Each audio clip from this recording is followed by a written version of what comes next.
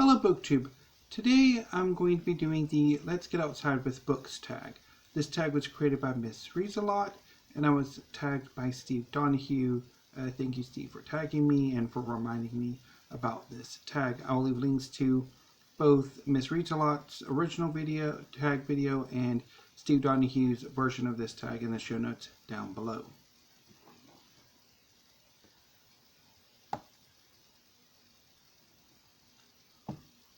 Prompt number 1, Into Thin Air.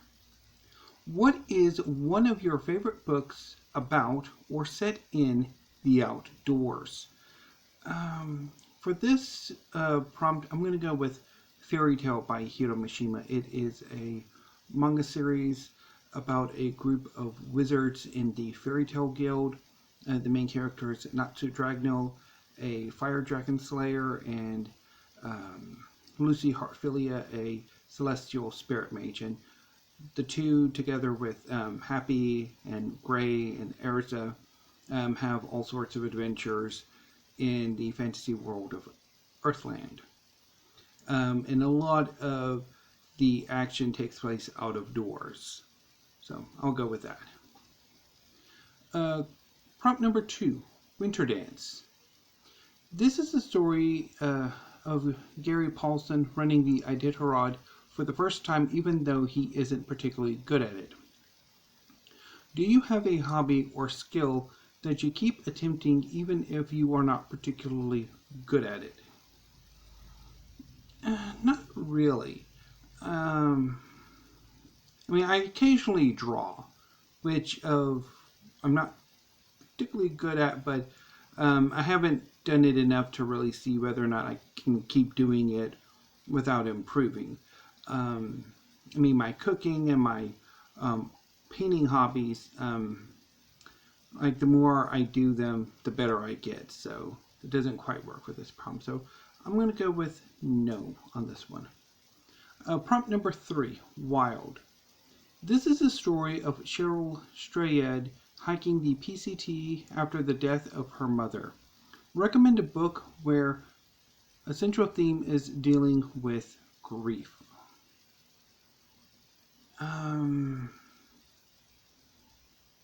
Recommend. I don't know. Nothing's really jumping out to mind for this prompt. I mean, I guess you could go with Avengers of Disassembled, but I think that's a very toxic way of dealing with grief. Let me do a quick look around and see if anything jumps to mind.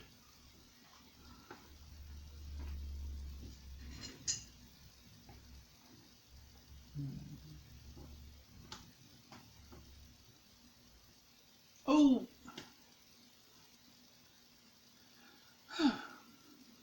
My brain's going today. Radiance by Catherine M. Valenti. The entire novel is effectively Percival Unk, a famous director in a wildly reimagined solar system in which all of the planets are habitable and are much closer together. Percival's daughter Severin was herself a filmmaker, a documentary filmmaker, who was filming a documentary on Venus when she mysteriously disappeared. And much of Radiance is Percival trying to figure out how to come to terms with Severin's loss in the only way he knows how, which is to turn it into a gothic film. So, completely forgot about that. Kind of annoyed with myself right now for just completely forgetting about that. Okay. Prompt number 4, Into the Wild. Follows Chris McCandless, who travels to remote Alaska and unfortunately passes away in the wilderness. Does the idea of living off the grid or away from society appeal to you? Occasionally. I watch some, although it depends what exactly you mean by off the grid. Because you can live in a urban environment or near urban environment and still be off the grid as long as you have your own sort of method of power generation, say solar panels or wind turbines, and enough land to grow your own food, stuff like that. You can live off the grid that way. But if you're talking about a more like rural, independent living, no. I'm too wedded to urban areas for that, I think.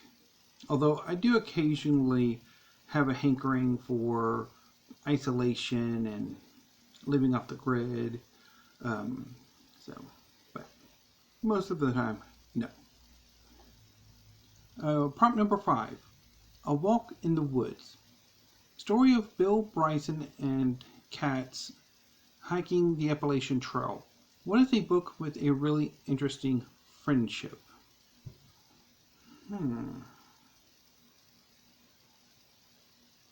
Really interesting friendship.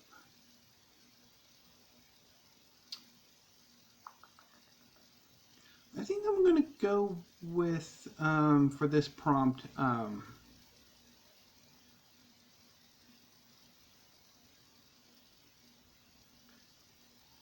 guess, no, well, yeah, I'll go with Naruto by Masashi Kishimoto.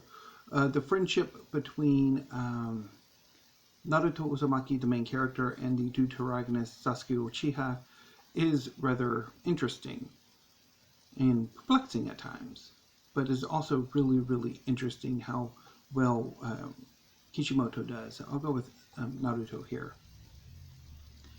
Prompt number 6, Adrift.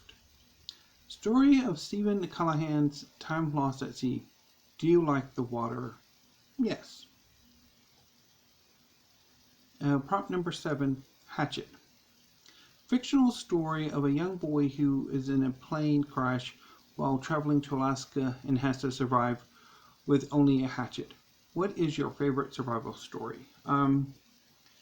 Tombstone by Yang Jixing. Tombstone is the history of the Great Chinese Famine that occurred in the late 50s and early 60s due to gross incompetence and callousness on the part of the Chinese Communist Party that resulted in the deaths of tens of millions of Chinese. And while a lot of the story is centered around the deaths and the starvation and all of that, it's also the story of survival.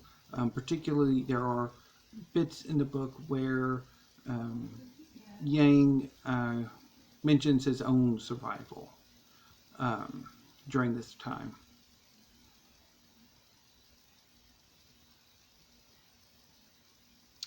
Prompt number 8, A Perfect Storm. Story of fishermen that were lost at sea during a huge storm. Do you like stormy weather? As long as it's not too severe, I'm cool with it.